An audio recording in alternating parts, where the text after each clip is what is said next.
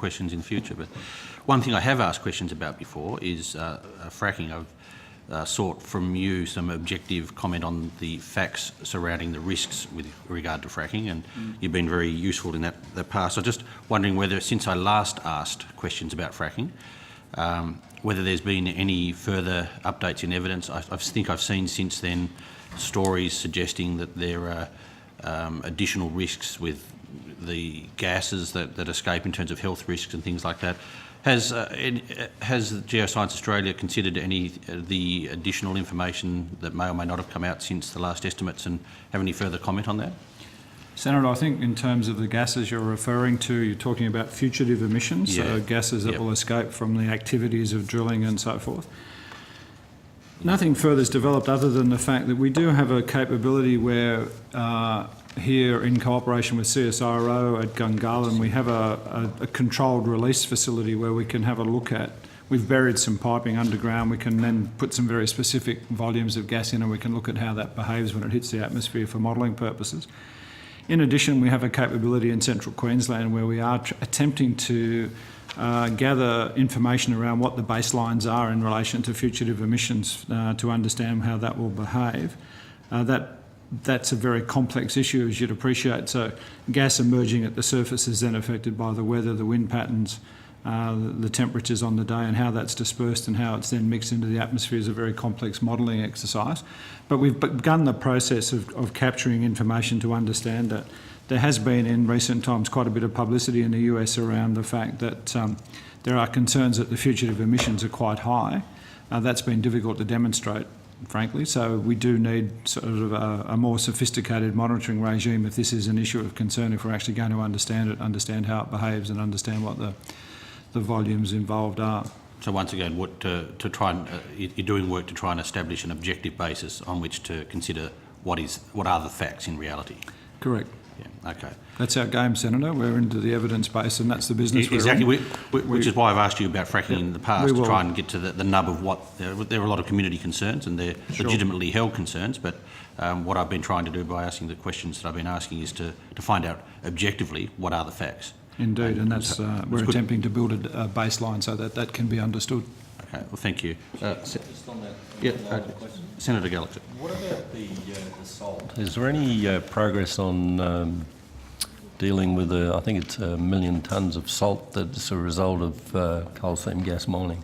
So you're referring to the salt that's extracted from the produced water, Senator, in the Surat particularly? Yes. Look, I'm not aware there have been any changes in terms of how that's being managed. You might recall that in my previous answers, the salt that's produced in the Queensland basins, at least currently, is stored in the landscape. It's actually in artificial depressions, if you like, or dams that are dry, that are lined, and it's stockpiled. So it's physically sitting there in the landscape. I know there have been lots of attempts to turn that into some kind of commercial product that will help use it, but I'm not aware of whether that's been successful. So as far as I'm aware, that salt is still being stored in the form that we described previously. So is anybody undertaking any research as to, is there a use for it, or is there can it be pumped back down, or what's... Well, the problem is that you have to, when you produce the water on the surface, you do have to clean that water up before it can be used. Once you've extracted the salt, it's not easy to put it back down underground, so you wouldn't do it at that stage. If you didn't extract it from the produced water, you may be able to put it back underground, but by and large that's not happening. The re-injection process is a fairly energy-intensive activity, so companies are preferring not to do that. What they're preferring to do is to treat the water and then use it as a useful product, so you get a potable water product from the treatment. A consequence of generating a potable water product is that you will have these byproducts like the salt that you then have to deal with. So from that point of view, there's on the plus side that you've got a potable water that's useful for agriculture or for other purposes. On the downside, if you like, you've got the salt that you then have to manage. So, I mean, 1 million tonnes of salt is a lot of salt. So is that a product of 5 years or 10 years worth of fracking? I think it's an annual rate of production, Senator. I forget the exact figure, but it is my understanding is the volume of salt being extracted is equivalent to the amount of salt that goes out the Murray Mouth each year on an annual basis. So it's substantial. Who would be responsible for managing this byproduct or waste product? Well, currently the industry is. It's a product from their activity, so they're responsible for it and they're managing it. You're asking if there were commercial opportunities around the salt, and I have to say salt's not a rare commodity. I think I've said to this inquiry before, and there's lots of salt, and you'll be aware, you know, some of the Murray salt's pink salt, so it gets marketed. So finding a commercial outlet for a product that's not rare is a difficult process.